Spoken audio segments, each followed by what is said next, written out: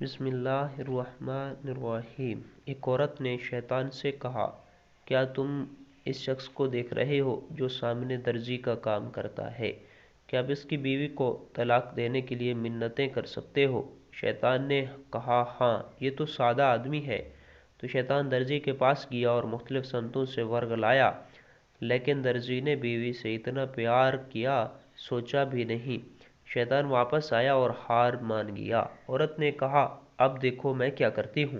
وہ عورت درزی کے پاس گئی اور اس سے کہا کہ مجھے کپڑے کا خوبصورت ٹکڑا چاہیے، میرا بیٹا اپنی محبوبہ کو گفٹ کرنا چاہتا ہے۔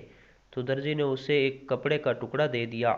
پھر وہ عورت درزی کے گھر گئی اور دروازہ کھٹکھٹایا تو درزی کی بیوی نے دروازہ کھول دیا۔ عورت نے اس سے کہا کہ میں آپ کے گھر حاجت کے لیے آنا چاہتی ہوں، میرے گھر پانی کا مسئلہ ہے۔ تو درزی کی بیگم نے اس سے کہا، آپ اندر آ جائیں۔ درزی کی بیوی باورچی خانے میں چیزیں لینے گئی۔ عورت نے وہ کپڑے کا ٹکڑا نکالا اور دروازے کے پیچھے رکھ کر باہر چلی گئی۔ درزی گھر آیا تو کپڑا دیکھا تو فوراً یاد آیا اور اپنے بیٹے کی مالکن کے بارے میں عورت کی کہانی یاد آئی، لہذا اس نے اپنی بیوی کو فوراً گھر سے نکال دیا۔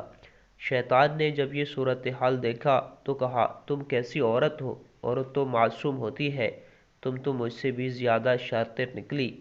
عورت نے کہا، انتظار کرو، میرے اچھے اعمال بھی دیکھو۔ شیطان نے کہا، وہ کیسے؟